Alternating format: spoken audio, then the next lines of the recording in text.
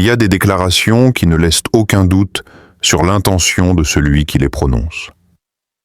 Celle de Sergueï Lavrov, ministre des Affaires étrangères russe, en fait partie. En quelques mots, dans un calme glacial, il a redessiné les lignes de la géopolitique maghrébine. Devant des caméras figées et des diplomates attentifs, Lavrov n'a pas seulement parlé. Il a lancé une bombe diplomatique. Une bombe qui vise autant les capitales occidentales que les ambitions régionales. Ce n'est ni un hasard, ni un simple déplacement protocolaire. La Russie choisit ses mots et ses alliés avec minutie. Et lorsque Lavrov prend la parole à Alger, ou à propos d'Alger, ce n'est jamais gratuit. Il y a dans ces déclarations une volonté claire de repositionner l'Algérie au centre du nouvel échiquier mondial. Ces mots, soigneusement choisis, ont surpris les observateurs. Plus qu'un soutien, c'est une prise de position franche, et peut-être une provocation calculée envers l'Occident. Pourquoi maintenant? Pourquoi l'Algérie? Le contexte international est tendu. Guerre en Ukraine, tensions énergétiques, fractures nord-sud, militarisation croissante du Sahel. L'Algérie, forte de ses ressources énergétiques, de son poids diplomatique et de sa stabilité relative, devient une pièce maîtresse. Moscou semble avoir décidé d'en faire un pilier de sa stratégie sud-méditerranéenne. Et Lavrov, en dévoilant certains éléments de cette vision, envoie un signal fort. Mais ce signal est double. À Alger, il sonne comme un appel à la grandeur retrouvée. En Europe, il inquiète. À Washington, il alerte. Car Lavrov n'est pas un homme de discours creux. Quand il parle d'armement, d'énergie ou de souveraineté, il faut lire entre les lignes et anticiper les mouvements qui suivront. Rares sont les alliances qui survivent au bouleversement du temps. Celle entre l'Algérie et la Russie fait partie de ces exceptions discrètes mais solides. Née dans la ferveur des luttes anticoloniales, renforcée pendant la guerre froide, cette relation s'est progressivement métamorphosée. Ce n'est plus une simple solidarité idéologique. C'est aujourd'hui un partenariat stratégique, pensé sur le long terme, tissé entre intérêts militaires, économiques et politiques. Depuis l'indépendance algérienne, l'URSS fut l'un des premiers soutiens du jeune État. Formation de cadres, fourniture d'armes, coopération dans les secteurs clés. Moscou a participé à la structuration d'une Algérie souveraine et méfiante vis-à-vis de l'Occident. Et si le monde a changé, l'héritage s'est resté. La Russie de Poutine n'a jamais cessé de considérer Alger comme un point d'ancrage essentiel au sud de la Méditerranée. Au fil des décennies, des accords majeurs ont été signés. En matière de défense, l'Algérie reste l'un des premiers clients de l'industrie militaire russe. Avions de chasse, systèmes de défense antiaérienne, navires et plus récemment des technologies de guerre électronique, le partenariat sécuritaire est robuste, discret mais déterminant. Ce n'est pas qu'une simple transaction commerciale, c'est un échange de confiance, parfois même de doctrine. Mais cette alliance dépasse les seuls contrats d'armement. Elle se traduit aussi par un dialogue politique constant. Les visites de Lavrov à Alger ne sont jamais anodines. Elles précèdent souvent des tournants ou des redéploiements. Et dans un monde en recomposition, la Russie cherche des alliés stables, souverains, capables de tenir tête aux injonctions occidentales. Pour Moscou, l'Algérie est une pièce stratégique. Elle donne accès à l'Afrique et à l'Europe. Elle dispose de ressources colossales. Elle a une armée professionnelle et indépendante. Et surtout, elle refuse les alignements automatiques. Lavrov ne s'y trompe pas. Ce n'est pas l'Algérie qui a besoin de la Russie. C'est la Russie qui, en plein isolement occidental, s'appuie sur Alger pour ouvrir de nouvelles routes et affirmer une vision du monde multipolaire. Une vision dans laquelle l'Algérie pourrait jouer un rôle central. Il n'a pas haussé la voix. Il n'a pas tapé du poing. Pourtant, chaque mot de Lavrov a eu l'effet d'une onde de choc. Ce n'est pas dans le ton qu'il faut chercher la provocation, mais dans le choix précis des termes, dans le regard posé sur les journalistes, dans le silence calculé entre deux phrases. Lors de cette prise de parole publique, le chef de la diplomatie russe n'a pas simplement évoqué l'Algérie. Il l'a positionnée, ancrée, projetée. Et ce faisant, il a défié une partie de l'ordre mondial.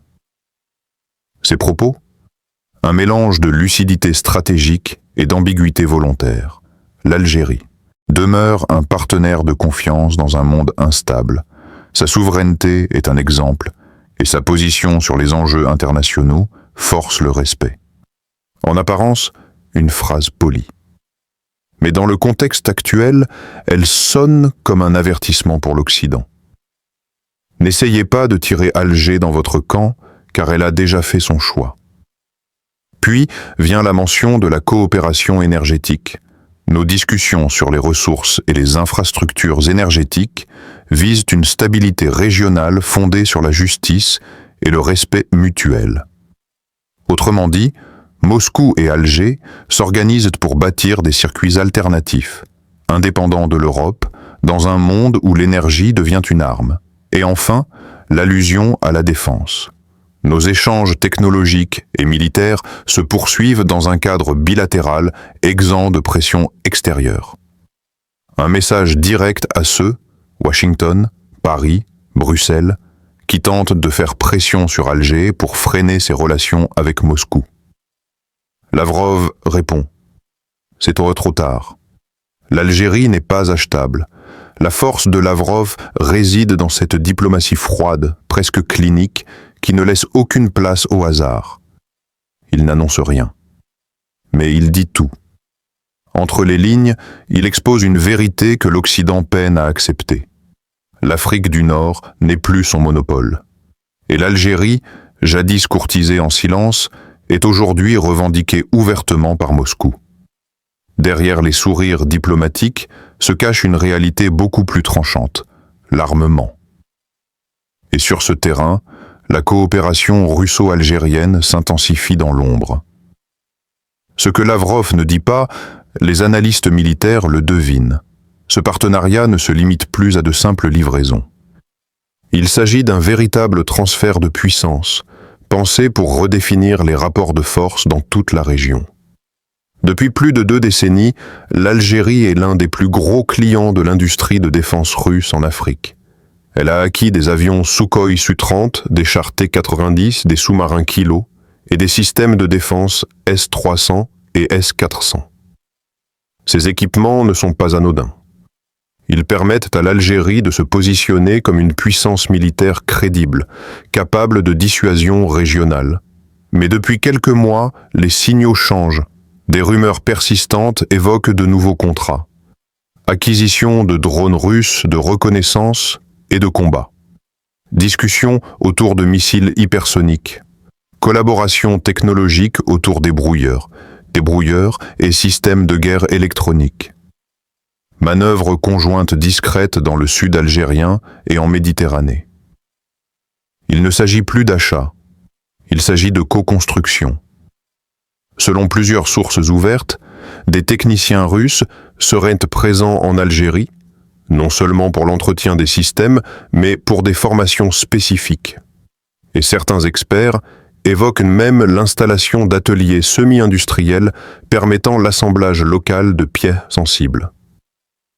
Ce type de coopération inquiète. En Europe, on observe un basculement discret. L'Algérie, longtemps perçue comme neutre, pourrait devenir une extension avancée de la puissance militaire russe au Maghreb. Face à ces soupçons, Alger garde le silence. Et Lavrov, lui, se contente d'un sourire. Mais pour les stratèges occidentaux, le doute n'est plus permis. Si l'Algérie s'arme ainsi, ce n'est pas pour impressionner ses voisins. C'est pour exister dans un monde où seules les puissances survivent. Quand Lavrov parle de l'Algérie, il ne pense pas seulement en termes militaires. Il pense flux, ressources, contrôle. Il pense énergie. Dans un monde fracturé par les sanctions, les embargos et les ruptures de chaînes d'approvisionnement, le gaz et le pétrole deviennent des leviers de pouvoir. Et l'Algérie, forte de ses réserves gigantesques, attire désormais les convoitises des grandes puissances, surtout celles qui cherchent à contourner l'Occident. La Russie est en quête d'alliés énergétiques de confiance. Depuis le début de la guerre en Ukraine, Moscou cherche à réorienter ses exportations énergétiques. Or, l'Algérie, avec son réseau de gazoducs vers l'Europe, Medgaz, Transmed, Aude, ses installations portuaires modernes et sa capacité de production croissante, devient une alternative ou un relais stratégique, une plateforme logistique possible, ou même un écran entre Moscou et l'Union européenne. Des voix évoquaient des discussions confidentielles sur des projets conjoints russo-algériens. Développement de nouveaux gisements dans le sud saharien, participation d'entreprises russes à la modernisation des infrastructures énergétiques algériennes, accords de coordination sur les prix et les volumes via l'OPEP+, ou des mécanismes parallèles, soutien russe à la diversification énergétique algérienne, nucléaire civil, hydrogène, etc. Mais ce partenariat, s'il se renforce, n'est pas seulement économique, il est géopolitique. Car à travers Alger, la Russie peut influencer indirectement les approvisionnements européens. Mieux, elle peut fissurer le front énergétique occidental. Chaque gaz naturel liquéfié, GNL, détourné d'un port européen au profit d'un contrat russo-algérien est un échec pour Bruxelles. L'Algérie, de son côté, joue habilement. Elle vend à l'Europe mais se rapproche de Moscou. Elle rassure ses partenaires occidentaux, tout en leur rappelant qu'elle a d'autres options. Lavrov le sait. Et s'il insiste sur le respect mutuel, c'est parce que dans l'arène énergétique, rien ne se donne. Tout se négocie. La déclaration de Lavrov a non seulement résonné à Alger, mais a provoqué des remous silencieux dans les capitales occidentales. Paris, Washington, Bruxelles. 3 pôles, 3 lectures différentes, et une même inquiétude. L'Algérie leur échappe. Ce pays que l'on croyait maîtrisé par les leviers économiques ou historiques montre désormais une capacité d'autonomie qui dérange. À Paris, c'est la stupeur. La relation franco-algérienne, déjà tendue depuis plusieurs années, entre mémoire coloniale et querelles diplomatiques, semble plus fragile que jamais. La montée en puissance de l'axe russo-algérien est perçue comme un échec stratégique. La France, historiquement implantée, voit son influence s'effriter. Elle craint une Algérie définitivement tournée vers l'Est, fermant la porte à ses entreprises, à ses diplomates, à ses projets d'influence. À Washington, c'est l'alerte. La diplomatie américaine suit de très près les mouvements de Moscou sur le continent africain. Depuis le rapprochement russo-malien puis burkinabé, l'Algérie est devenue un enjeu majeur dans la lutte d'influence globale. Les États-Unis redoutent qu'Alger ne devienne un relais stratégique pour les opérations russes en Méditerranée ou au Sahel. Des pressions discrètes sont exercées. Suspension d'accords, ralentissement de coopération, tentative de récupération via des intermédiaires africains. Et à Bruxelles, c'est la confusion. L'Union européenne, qui dépend en partie du gaz algérien depuis la rupture avec Moscou, observe cette évolution avec nervosité. Comment concilier sanctions contre la Russie et coopération énergétique avec son principal allié au Sud? Les diplomates européens, à court de solutions, espèrent qu'Alger restera pragmatique. Mais derrière ce mot, c'est une peur réelle qui s'exprime. Celle de perdre un pilier de la sécurité énergétique continentale. En vérité, l'Occident n'a pas su lire l'Algérie. Il l'a vue comme un terrain d'influence, non comme une puissance en construction. Lavrov, lui, l'a compris. Et en parlant à Alger, il a forcé l'Occident à revoir sa copie. L'Algérie n'est plus simplement un point sur la carte du Maghreb. Elle est devenue une intersection, un nœud stratégique où se croisent les ambitions de 3 grandes puissances, la Russie, la Chine et l'Iran. Chacune y voit une opportunité, chacune y projette une partie de sa vision du monde. Et Alger, loin d'être spectatrice, orchestre ses convergences selon ses propres intérêts. La Chine, d'abord, avance à pas feutrés. Silencieuse mais efficace, Pékin investit dans les infrastructures, les zones industrielles, les télécommunications et la logistique portuaire. Dans le cadre des nouvelles routes de la soie, l'Algérie est identifiée comme un corridor potentiel vers l'Afrique de l'Ouest et la Méditerranée. Des accords ont été signés pour la construction de zones franches, l'expansion du port de Cherchell et même des projets ferroviaires transsahariens. Pékin offre du financement, sans conditions politiques. Et Alger apprécie cette liberté. L'Iran, lui, se rapproche par affinité de résistance. Téhéran voit en Alger un partenaire de principe, anti-hégémonique, souverainiste, insoumis. Des rencontres récentes ont abordé la coopération énergétique, la cybersécurité et même la coordination diplomatique face aux ingérences occidentales.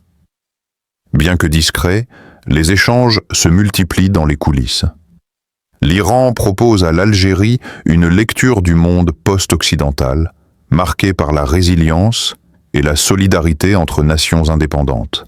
Mais c'est au Sahel que cette convergence prend tout son sens. L'effondrement des régimes pro-occidentaux au Mali, au Burkina Faso et au Niger a ouvert un espace nouveau. Un axe géopolitique s'esquisse, de Téhéran à Bamako, en passant par Alger. Et dans cet espace instable, l'Algérie pourrait devenir la puissance pivot, celle qui stabilise, qui arme, qui négocie, sans jamais se soumettre. Lavrov l'a compris. Et Pékin l'encourage. L'Occident, lui, semble à la traîne. Car pendant qu'il sanctionne, les autres dialoguent. Pendant qu'il impose, les autres coopèrent. Et dans ce concert mondial, l'Algérie ne veut plus jouer la seconde voix. Elle veut composer sa propre partition. Ce n'était pas qu'une déclaration, ce n'était pas qu'une visite. C'était un moment d'histoire. Quand Lavrov s'exprime avec autant de clarté sur l'Algérie, ce n'est pas seulement la politique qui parle. C'est la géographie, l'économie, la guerre et la paix, toutes réunies dans un même souffle. Ce que la Russie vient d'annoncer, sans tambour ni trompette, c'est un basculement profond, un réalignement global, une relecture complète des équilibres. L'Algérie n'est plus seulement entre l'Est et l'Ouest. Elle devient un centre, un pivot, un choix. Lavrov le dit sans le dire. Dans la guerre silencieuse qui se joue sur tous les continents, du gaz au drone, du port au pixel, Alger a choisi de ne pas rester neutre. Ou plutôt, elle a choisi d'être libre. Ce qui, dans le langage des puissances, est parfois plus dérangeant que l'hostilité. Dans les chancelleries occidentales, la déclaration de Lavrov est étudiée ligne par ligne. À Paris, on tente de comprendre comment une relation historique a pu basculer. À Washington, on cherche les leviers pour ralentir l'influence russe. À Bruxelles, on redoute un hiver énergétique que l'Algérie pourrait rendre plus froid encore. Mais la véritable question est ailleurs. Est-ce encore possible d'empêcher l'émergence d'une Algérie souveraine, connectée à Moscou, Pékin, Téhéran et ancrée dans le Sahel? Est-ce encore souhaitable de maintenir une Afrique du Nord sous la tutelle diplomatique et économique occidentale? Lavrov, en une phrase, a balayé ses hésitations. Il a offert à l'Algérie une place dans le monde de demain, celui des blocs réels, des routes de contournement, des résistances organisées. Il ne s'agit plus de coopération bilatérale. Il s'agit de stratégie de survie, de projection globale. Et Alger semble prête. L'armée est préparée. Le peuple réclame la dignité. Les ressources sont là. Et surtout, le monde est en crise. Ce moment d'incertitude mondiale est une brèche, une chance. Et Lavrov vient de montrer qu'elle peut être saisie. Alors oui, c'était une bombe. Mais pas une bombe qui détruit. Une bombe qui révèle, qui démasque les équilibres factices, qui éclaire les ambitions silencieuses. Et dans cette lumière crue, l'Algérie apparaît, non plus comme une périphérie, mais comme un centre, un choix, une puissance.